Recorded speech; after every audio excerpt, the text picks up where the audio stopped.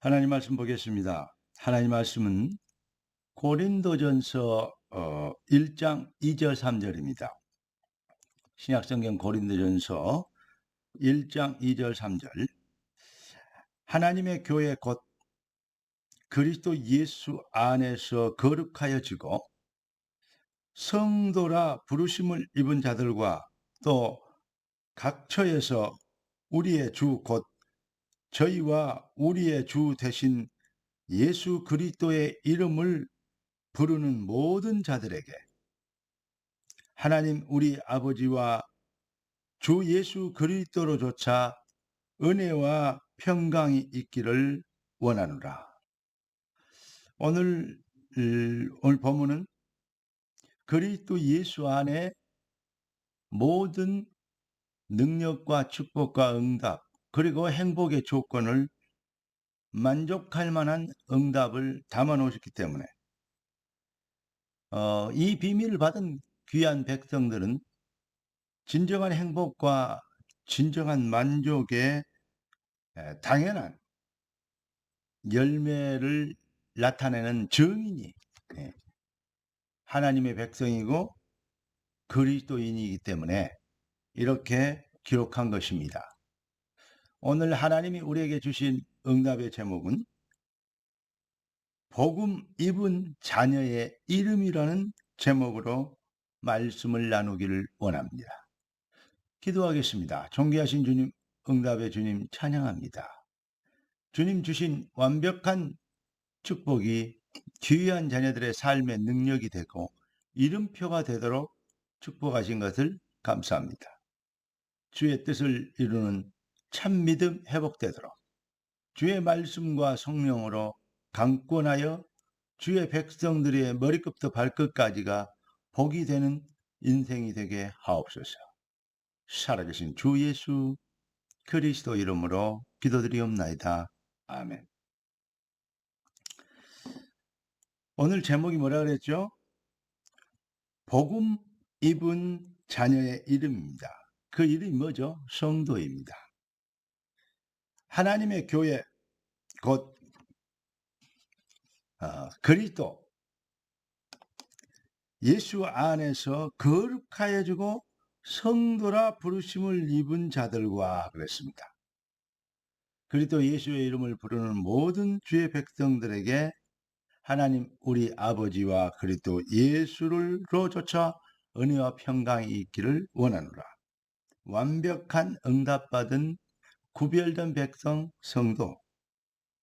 성도란 뜻이 무엇이죠? 거룩한 피로 재창조 십자가의 대속의 피로 재창조 은혜를 입은 거룩한 하나님의 자녀, 다시 말하면 천국 백성들을 일컫는 말이 바로 성도인 것입니다. 그러니까 목사 이전에 성도가 되어야 되고 장로 이전에 성도가 되어야 되죠. 성도라는 것은 교회 안에 가장 낮은 직분이 아닙니다. 하나님이 인간에게 주신 최고의 응답이고 최상의 축복을 말하는 것입니다. 자, 그러니까 우리가 복음을 입은 자녀의 이름을 가진 자답게 어떻게 해서 이 이름을 갖게 됐습니까? 하나님의 절대 은혜를 입었기 때문입니다. 왜 절대 은혜라고 얘기합니까? 누구도 빼앗아갈 수 없고 누구도 뺏을 수 없는, 누구도 막을 수 없는, 바꿀 수 없는 절대 응답이기 때문에 그렇습니다. 왜 그렇습니까? 요한복음 15장 16절 보니까 우리가 주님을 택한 것이 아니고 절대 주권자이신 하나님이 하나님의 자녀들을 택하셨다고 얘기하고 있습니다. 어떻게 그런 일이 있습니까? 사도행전 10장 48절을 보니까 영생 주기로 작정된 자는 믿더라. 구원받기로 작정된 자가 따로 있다 이 말이죠. 그 작정된 자에게 하나님은 에베소 2장 8절에 보면 그 은혜를 인하여 믿음으로 말미암아 구원을 얻었나니 이것이 너희에게서 난 것이 아니요 하나님의 선물이라. 그러니까 우리의 믿음이 믿어줘서 구원받은 게 아니고 믿어지는 은혜를 받아서 믿게 된 것이죠. 이 복음의 말씀, 예수가 그리스도라는 이 완벽한 축복을 믿어지게 하는 이 은혜로 주신 말씀을 우리가 받을 때 성령께서 믿어지게 하는 놀라운 역사를, 불가항력적인 은혜를 입혀주신 것이죠. 그 안에서 믿어 또한 믿음으로 말미암아 성령으로 인치심을 받았다. 이렇게 에베소 1장 13절에는 기록하고 있습니다. 자, 얼마나 성도란 이름이 완벽하고 절대적인 것인가. 에레미야 1장 5절에 보니까 내가 너를 모태 지키도 전에 너를 알았고 네가 배에서 나오기도 전에 너를 성별하였고 너를 열방의 선지자로 세웠다. 에레미야에게만 하신 말씀이 아닙니다. 그리스도 예수 안에 있는 하나님의 백성들은 하나님이 이렇게 절대성적 구원에, 다시 말하면 주권적 역사에 의해서 시작됐기 때문에 누구도 바꿀 수 없죠. 시편 139편 16절에도 보니까 내 형질이 지어지기도 이루어지기도 전에 주의 눈이 보셨으며 나를 위하여 정한 날이 하루도 되기 전에, 그러니까 정말 나기도 전부터 그 말이죠. 하루도 되기 전에 주의 책에 다 기록하였느니라. 아니, 택한 건 물론이거냐 주의 책에 다 기록했대요. 그래서 불신단들은 세상 사람들은 무엇을 믿냐? 우연과 노력의 대가를 말하고 있고, 그러니까 다시 말하면 노력의 대가라는 것은 노력해야 된다는 의미가 있는데요. 아주 좋은 것인데 결국은 그리스도 없는 노력은 인본주의라고 밖에 할 수 없습니다. 인본주의를, 불신 세계는 인본주의, 다시 말하면 우연과 노력을 말하고 믿고 있고, 그리스도인은 하나님의 절대 은혜와 필연을, 그 주권을 간증하게 되어지는 것입니다.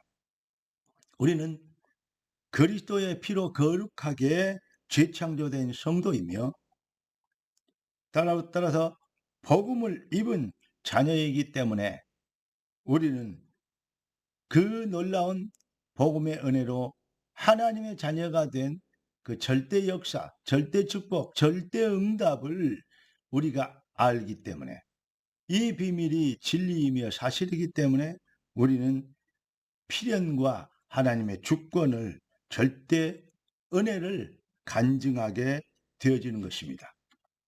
그렇기 때문에 하나님의 절대 주권과 계획, 그리고 시간표를 믿는 언약의 백성, 이 비밀을 가진 주의 백성들이 기도하는 기도 제목이 또 종교와 세상과 차별되어지죠. 뭐죠?